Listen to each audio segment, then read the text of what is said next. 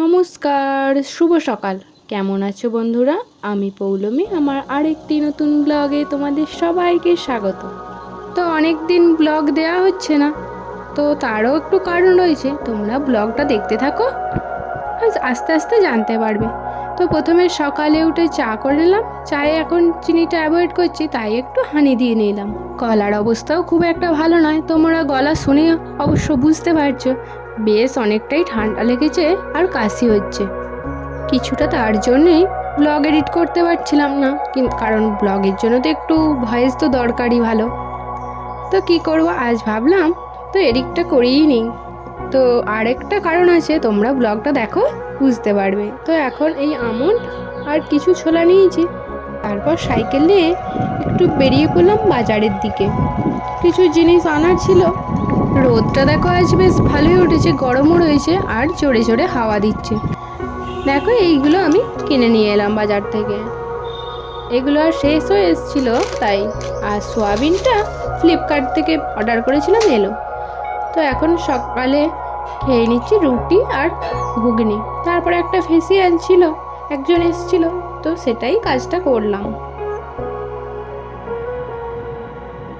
এখানে বাবা এনেছিল দুটো ডাব। যা গরম পড়েছে, ডাবটা বেশ খেতে ভালোই লাগে। ঠান্ডা লাগলো, চলো একটু ডাব খেয়ে নিই। আর ডাবের জল খেতে আমার বেশ ভালো লাগে। ডাবের ওপরের অংশটা কেটেই দিয়েছিল, তো একটু ছুরি দিয়ে ফুটো করে জলটা বার করে নিলাম। তারপরে চলে এসেছিলাম এই দাদার কাছে। অনেক দিন ধরে আসবো আসবো করে আর নানা কাজে আসাই আর হচ্ছে না। আমার হাঁসটা ভালোই ধুলো পড়েছিল, পরিষ্কার করারও একটু অনেক দরকার ছিল। তো আজ চলে এলাম, দেখো কেমন পরিষ্কার করে দিচ্ছে। এবারে আমার হাঁস স্নান করে একবারে ঝকঝকে হয়ে যাচ্ছে, দেখতেও অনেক ভালো লাগে, তাই না? আর হয়েই এসছে ওয়াশ করা, কিছুটা বাকি। হয়ে গেলেই যাব বাড়ি।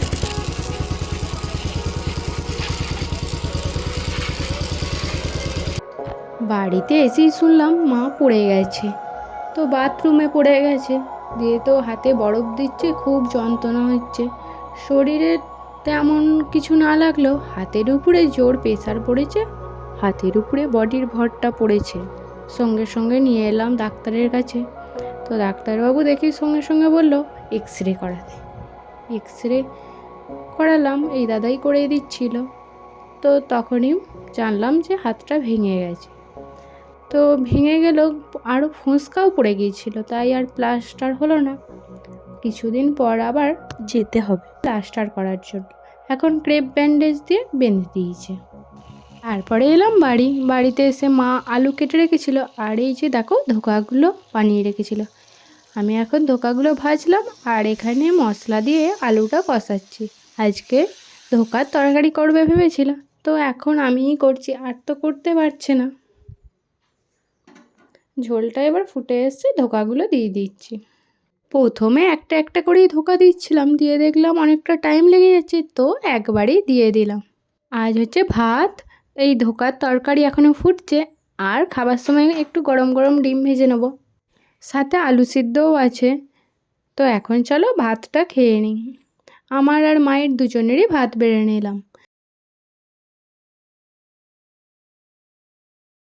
তারপর বিকালে দেখলাম একটা মোচা ছিল, আর রাতের জন্য তো কিছু বানাতে হবে। মায়ের যেহেতু হাতে ব্যথা, আর হয়েছে কি ডান হাতটাই, তো কোনো কাজই মা এখন করতে পারছে না, আর করাও চলবে না, পুরোটাই রেস্ট। তো এখন এই এঁচোড়টাই দেখলাম ফ্রিজে ছিল, আর আজ না এঁচোড়টা করলে এঁচোড়টা নষ্ট হয়ে যাবে।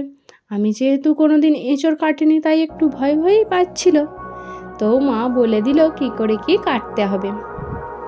মা পাশেই আছে। তো প্রথমে বলল হাতে একটু তেল বুলিয়ে নিতে।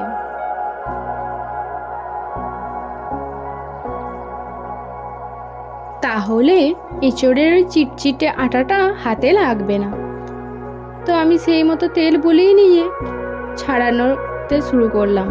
প্রথমে দেখলাম খুবই শক্ত, ছোট ছোট পিস করে নিলাম। তারপরে আস্তে আস্তে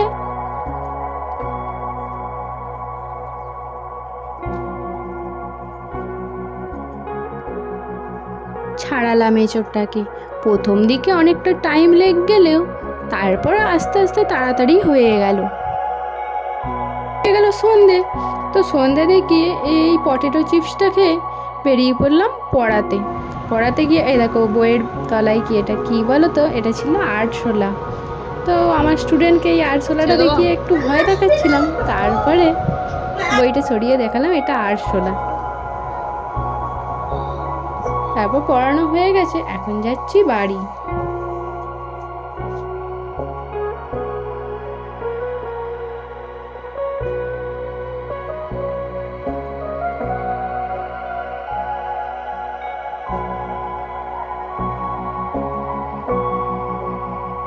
বাড়িতে এসে এখানে দেখলাম মা ফোন দেখছে, তো বললাম রুটিগুলো এবার করে নিই, আজ তো আমাকেই রুটি করতে হবে। এবার চলো রুটিগুলো বানিয়ে নিই। আটাটা আগেই মেখে রেখে গিয়েছিলাম, তো এখন রুটিগুলো দেখো বেলে নিচ্ছি একটা একটা করে। আমি মোট 4টে রুটি বানাবো, মায়ের দুটো আমার দুটো।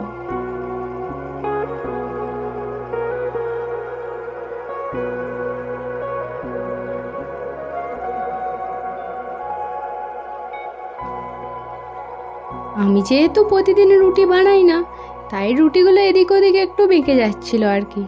তো আমি একটু আস্তে আস্তে ধরে ধরে গোল করে বেলার চেষ্টা করছি।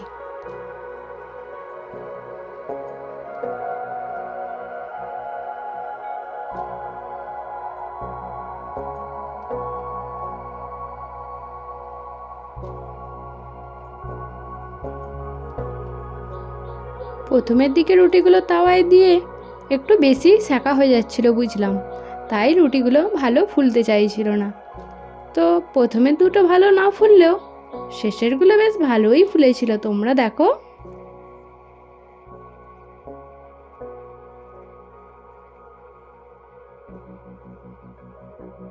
এখানে দেখো মায়ের আর আমার খাবার বেড়ে নিচ্ছি। সেই যে বিকালে এঁচোড়টা কাটলাম, ওটারই তরকারি করেছি আর রুটি। চলো খেয়ে নিই। দেখো চাঁদটা কেমন সুন্দর উঠেছে, আর গরমের মধ্যে এখানটা বেশ সুন্দর হাওয়া দিচ্ছে, তাই এসে একটু বসলাম। আজকের ব্লগটা এতটুকুই। সবাই ভালো থেকো, সুস্থ থেকো। আবারও আসবো নতুন একটি ব্লগ নিয়ে। আমার ব্লগ কেমন লাগছে কমেন্টে সবাই অবশ্যই জানিও।